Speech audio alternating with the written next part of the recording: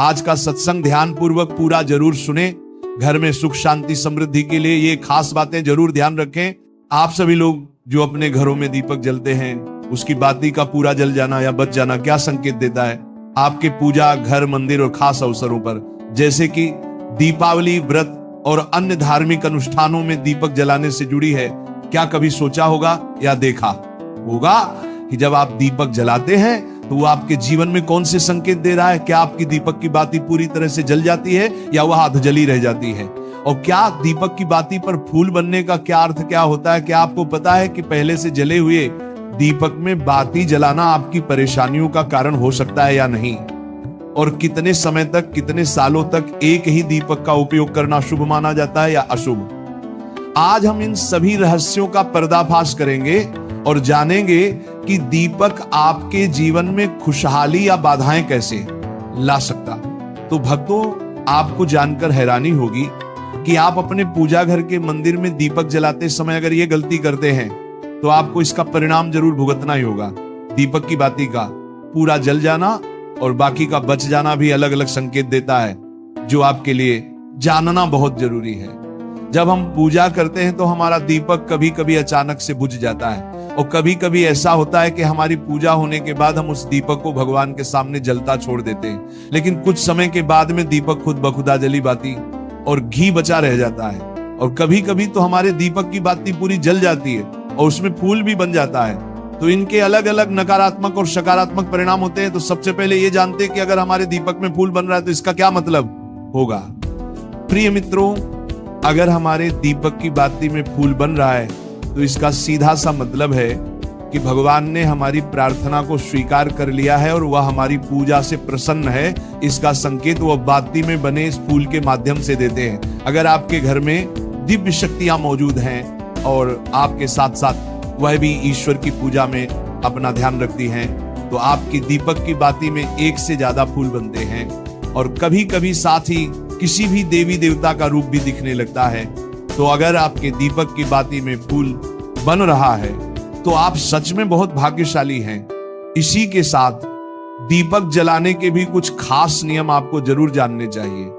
भक्तों, अगर आप पहले से जले हुए दीपक में अपनी बाती रखकर जलाते हैं तो ऐसा करने से दुर्भाग्य आपका पीछा कभी नहीं छोड़ता है। अगर दीपक में पहले से जली हुई बाती की राख या फिर रुई और कालिक है और आपने अपनी बाती इसमें रखकर जला दी तो ऐसा करने से भगवान आपसे प्रसन्न होने की बजाय नाराज हो जाते हैं और आपको इसके बहुत ही भयानक परिणाम देखने को मिलते हैं।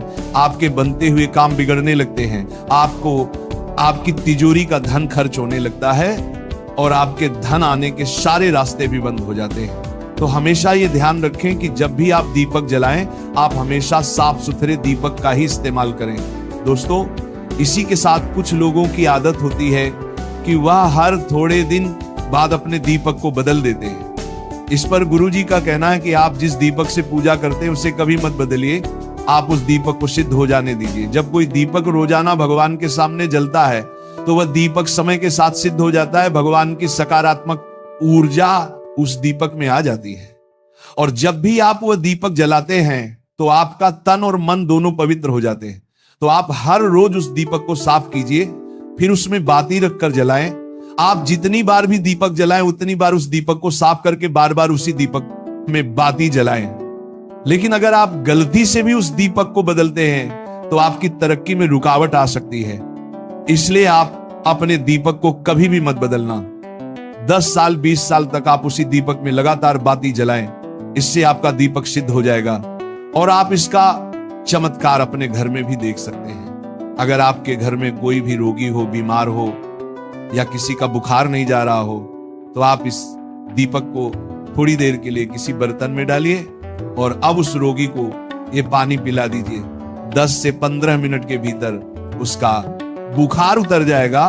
वहीं अगर आपके घर में किसी को नजर लगी हो या फिर आपके व्यापार में किसी की नजर लगी हो, आपका धंधा अच्छे से नहीं चल रहा हो, तो भी आप इस दीपक को तांबे के बर्तन में पानी भरकर उसमें डाल दीजिए और रात भर के लिए छोड़ दीजिए। अगले दिन सुबह पानी का छिड़काव अपने घर में और अपनी दुकान पर करिए।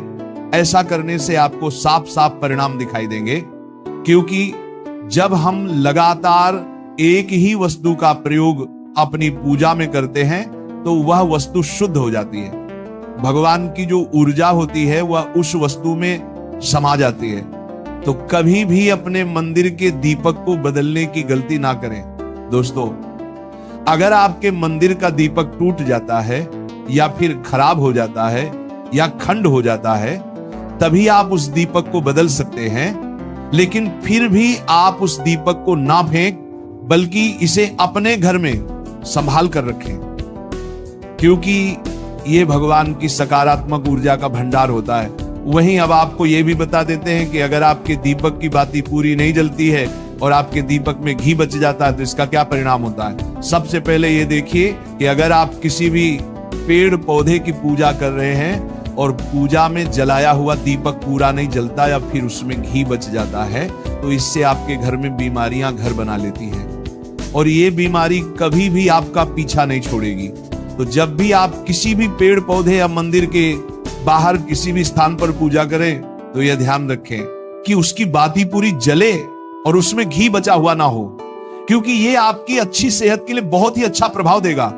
वहीं अगर आपके घर के मंदिर में दीपक की बाती पूरी नहीं जलती और पूजा करते समय दीपक बार बार बुझ जाता है, तो जरूर आपके घर में नकारात्मक ऊर्जा का वास है और यह आपकी पूजा में विघ्न डालने का काम करती है। दोस्तों, हमारे घर में अगर कोई बुरी शक्ति होती है या फिर कोई ऐसी ऊर्जा होती है जो ये नहीं चाहती कि आपके घर में भगवान की कृपा हो और सकारात्मक ऊर्जा हो, तो ये आपकी पूजा सफल नहीं होने देती, क्योंकि भक्तों एक वातावरण में एक ही तरह की ऊर्जा रह सकती है, या तो सकारात्मक या नकारात्मक। जो बुरी शक्तियां होती हैं वह ये कभी भी नहीं चाहती कि आपके घर में देवी देवताओं की कृपा हो। अगर आपके घर में भगवान ने अपनी कृपा की तो उन बुरी शक्तियों और ऊर्जा का प्रभाव खत्म हो जाएगा। इसलिए ये शक्तियां चाहती हैं कि आपकी पूजा में रुकावटें आए। इन्हीं के प्रभाव से हमारा दीपक बार बार बुझ जाता है या फिर दीपक की बातें पूरी नहीं जलती। इस सब से बचने के लिए आपको सच्चे मन से भगवान का स्मरण करना चाहिए। जब भी आप दीपक जलाएं, भगवान से प्रार्थना करें कि आपके आसपास जितनी भी नकारात्मक ऊर्जा हो वो आपसे दूर रहे और भगवान की कृपा आप पर बनी रहे। ऐसी शक्तियों से बचने के लिए जब भी आप दीपक जलाएं, गंगा जल से एक गोल घेरा बना लें और उस घेरे में दीपक को रखें, क्योंकि दोस्तों गंगा जल को बहुत ही पवित्र माना गया है और महादेव का वरदान भी गंगा जल को प्राप्त है।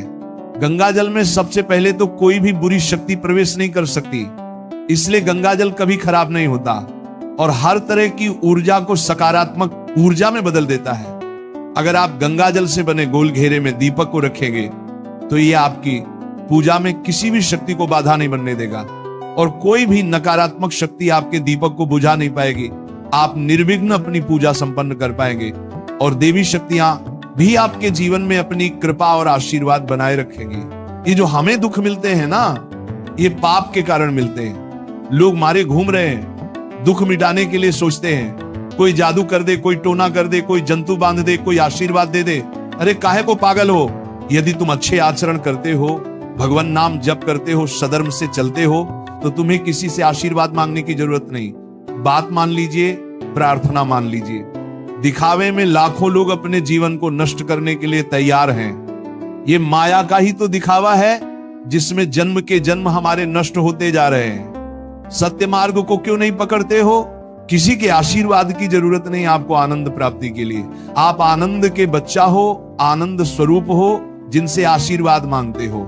उनके अंदर जो आत्म तत्व बैठा है वह तुम्हारे अंदर बैठा है, वही संपूर्ण आनंद लिए तुम्हारे अंदर बैठा है। तुम्हें किसी से गिज्ञाने की जरूरत नहीं। बस तुम अपने स्वरूप को नहीं पहचान पा रहे हो, अपनी शक्ति को जागृत नहीं कर पा रहे हो, इसलिए तुम दौड़े घूम रहे हो। भागने की जरूरत नहीं है। सत्संग सुनो, उसे अपने आचरण में उतारो। ये बात आप कागज में लिख लो, चाहे दिमाग में लिख लो। जब तक आपके आचरण शुद्ध नहीं होंगे, जब तक आप भजन नहीं करोगे, जब तक आप दूसरों को सुख नहीं दोगे, मन वचन कर्म से किसी को भी दुख नहीं पहुंचाना, तब तक आप भाग्य यहां से लेकर ब्रह्मलोक तक अगर आपको सुख मिल जाए तो बता देना, आ ब्रह्मभान लोक पुनरावर्तन अर्जुन, यहां सुख मिलने वाला है। आ ब्रह्म स्तंभ पर्यंतम सर्व माया जगत, यहां सुख मिलने वाला है। अगर सुख सिंधु भगवान का भजन नहीं करेंगे, बैठ के अपने घर में बैठकर आधा घंटा भजन नहीं करेंगे, मारे घूम रहे हैं, सोच रहे हैं ये भगवान का अवतार है, हमारा कल्याण हो जाएगा।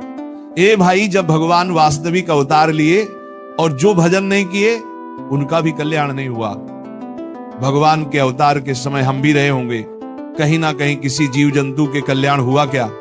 अब भजन करोगे तो कल्याण हो जाएगा, हमारी बात मान लो। बार बार आपको कभी कड़वे शब्दों में, कभी मीठे शब्दों में बताते हैं। ए भाई, बचपन से भगवान के मार्ग में लगे हुए हैं, हमको अपना कर्म भोगना पड़ रहा है। जो शरीर रचना के समय रचा गया था वो सुखद या दुखद कर्म भोगना पड़। रामकृष्ण परमहंस जी के कैंसर था, भाई जी हनुमान प्रसाद पोदार जी के उदर में कैंसर था, बड़े बड़े महापुरुषों को भोगना पड़ा।